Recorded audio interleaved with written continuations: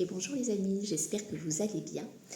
Alors aujourd'hui, je voulais vous partager un témoignage sur une expérience que j'ai vécue compliquée. Ces fameuses expériences qui viennent à nous dans notre vie quotidienne, parce que forcément notre vie est impermanente, forcément il y a des hauts, il y a des bas, il y a des moments où on a l'impression que tout nous sourit, et il y a ces fameux moments où on vient nous mettre un peu des bâtons dans les roues, on vient nous titiller, et où généralement on va en faire toute une montagne, on va venir amplifier nous-mêmes la situation. Alors je vais vous remonter sur le contexte, c'était il y a un peu plus de 2 ans. La maison dans laquelle j'habitais à l'époque, en location, est mise par le propriétaire à la vente. Réaction dans l'immédiat, il me contacte pour me dire que finalement, malgré le fait qu'il m'ait assuré qu'il la mettrait en location un bon moment, puisque à cette époque-là j'étais enceinte et que j'avais besoin d'une sécurité, d'un logement où je ne serais pas obligée de redéménager dans quelques mois. Il m'assure que voilà, certes elle était à la vente, il la met aujourd'hui à la location et qu'il n'y aura pas de problème, qu'il va me faire un bail précaire parce que ça l'arrange lui personnellement, mais que je ne m'inquiète pas, qu'on pourra y rester le temps nécessaire. Je fais confiance. Je signe ce bail, on s'installe. Au bout de 8 mois, il me contacte pour me prévenir que finalement, c'est compliqué financièrement de son côté, qu'il n'a pas le choix de la remettre à la vente. Réaction classique, on va en vouloir à l'extérieur. Dans un premier temps, on va avoir toujours cette tendance à se positionner en tant que victime, mais c'est pas possible, et pourquoi il faut encore que je déménage, et je viens encore d'arriver, et je lui avais fait confiance, et il n'est pas sérieux, et ceci et cela. Réaction de survie, que le mental et l'ego par rapport à des situations justement qu'il a classées de négatives dans le passé qui viennent rentrer en résonance, tout s'active au niveau des peurs. L'insécurité, le manque de moyens matériels pour pouvoir encore redéménager, l'indisponibilité dans la région de logement à la location. Et comment je vais faire, il faut que je trouve une solution. Et là, dans ces cas-là, si on commence à se mettre justement dans des sensations de peur, c'est là où ça va devenir compliqué.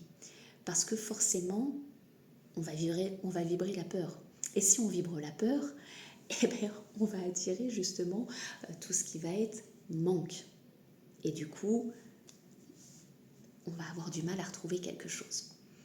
Tandis que si en fait, et c'est là la grande difficulté de la chose, parce que forcément, nous, on est sans arrêt dans une quête de pouvoir se remplir, dans une quête de pouvoir atteindre le bonheur, être en plénitude, avoir une vie tranquille, heureuse, épanouie. On n'a pas envie de ces montagnes russes qui viennent sans arrêt nous percuter au quotidien. On les refuse, on ne les accepte pas. Et du coup, quand on ne les accepte pas, on vient s'enfermer.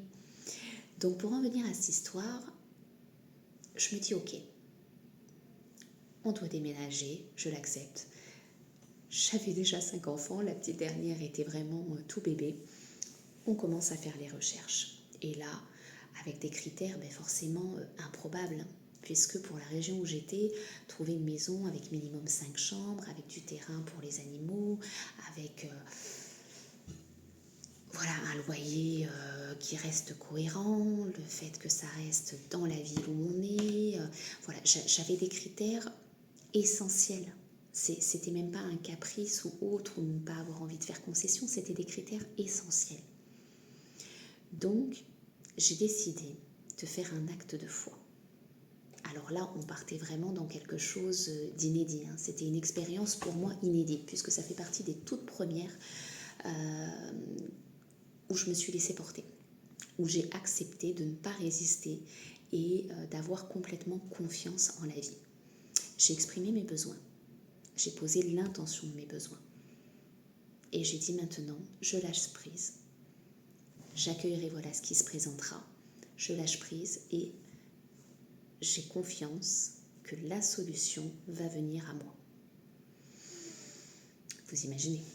Surtout quand vous avez à l'extérieur de vous toutes ces personnes qui vont vous dire « Non mais Aurélie, tu te rends pas compte ? Bien sûr que non, tu vas pas trouver. Il faut absolument que tu t'excentres de la ville. Si il y a moindre chambre dans un premier temps, c'est pas grave, tu feras avec. S'il n'y a pas de jardin, tu feras avec. Il te faut un plan B.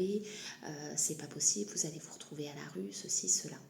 Puisque la maison a été vendue et qu'on avait 3 mois pour pouvoir trouver quelque chose. J'ai commencé donc, malgré tous ces échos autour, à essayer de rester complètement centrée, même si bien sûr il y avait des peurs. Je ne vais pas vous dire que j'étais confiante à 1000%, mais au fond de moi, j'avais décidé de faire cette expérience de foi. Donc malgré ces peurs, je les accueillais, mais je ne les laissais pas prendre le dessus sur moi. Et c'est là que j'ai commencé à faire les cartons de déménagement, alors que je ne savais absolument pas où j'allais. Alors que je ne savais absolument pas si on allait pouvoir garder l'intégralité des meubles qu'on avait. Comment on allait pouvoir exposer les choses, ceci, cela. C'était une incertitude totale. À 1 mois de l'échéance finale, je reçois une sensation en fait, un dimanche matin, je m'en rappellerai toujours, j'étais dans mon lit et je reçois vraiment cette sensation d'exprimer sur les réseaux sociaux, une fois de plus, pourtant j'en avais déjà fait des posts comme quoi je cherchais une maison en location, mais là j'y mets vraiment toute mon âme, tout mon cœur et toute ma confiance. Cette publication a reçu 250 partages ce jour-là. J'ai reçu un coup de fil d'une propriétaire qui avait une maison à la vente et qui ne voulait pas à la base relouer la maison puisque elle ne se sentait pas de refaire confiance à des locataires. Ça s'était mal passé dans son expérience, mais on lui a parlé de notre famille, on nous a dit qu'on était des personnes de confiance, qu'on pouvait nous louer la maison. Et de là, elle accepte de nous la faire visiter. Sur le moment, quand je l'ai visitée, mon mental lui a dit « Non, pas celle-là ». Et pourtant, quand j'ai laissé faire les choses, j'ai ressenti qu'effectivement, tous les critères étaient réunis.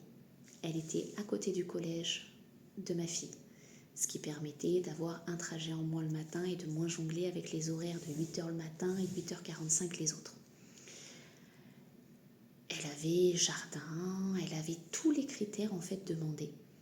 Même au-delà, puisqu'il y avait cette possibilité d'arrangement de loyer contre les travaux, donc c'était encore mieux puisque ça allait permettre justement de pouvoir faire des économies de travaux pour que mon mari les fasse et qu'on se retrouve avec un loyer en moins pendant quelques temps. Et là je me dis tout est réuni, il manque juste une chose, c'est la petite pièce bureau que je souhaitais avoir pour pouvoir éventuellement faire mon activité. On a pris cette maison. Elle est arrivée donc 3 semaines avant la date de l'échéance. Pile poil au bon moment, comme il fallait. Et finalement, quelques mois après, je reprenais l'espace des possibles. Donc en fait, tout avait été parfaitement orchestré parce que non seulement elle me limitait les trajets, elle allait me permettre de me lancer à l'espace des possibles sans salaire dans un premier temps, puisque forcément je partais de rien, donc je n'avais absolument pas les moyens. Et en plus de ça, dans Figeac, avec tous les allers-retours que j'ai à faire en permanence, c'était juste l'idéal. Et le loyer venait compenser le salaire que je n'aurais pas. Donc d'une justesse juste incroyable. Alors qu'une autre maison s'était présentée juste avant sur laquelle j'avais eu un coup de cœur et ça s'était pas fait. Et pareil, je m'étais sentie, mais je me suis dit c'est pas possible, c'était la maison de mes rêves. Et non, parce que cette maison de mes rêves, elle se trouvait à 10 km. Et que même si elle avait tous les autres critères, elle aurait été absolument pas pratique. Il aurait fallu payer le loyer et c'était pas orchestré. C'était en apparence quelque chose que je désirais. Mais c'était pas le mieux pour moi. Le mieux pour moi, c'était de prendre cette autre maison qui était parfaitement orchestrée pour que je puisse après réaliser tout ce qui allait se présenter. Donc justement, dans ces inconforts, dans ces difficultés, quand il y a quelque chose qui se présente à nous et qu'on se dit « mais c'est pas possible, pourquoi il m'arrive ça maintenant ?» Gardez cette foi en fait, que ce n'est jamais pour votre mal. Ça va vous faire bouger, ça va venir vous chambouler pour vous amener à un autre point qui sera encore meilleur pour vous. Sur ce, je vous souhaite une très belle soirée et je vous dis à bientôt.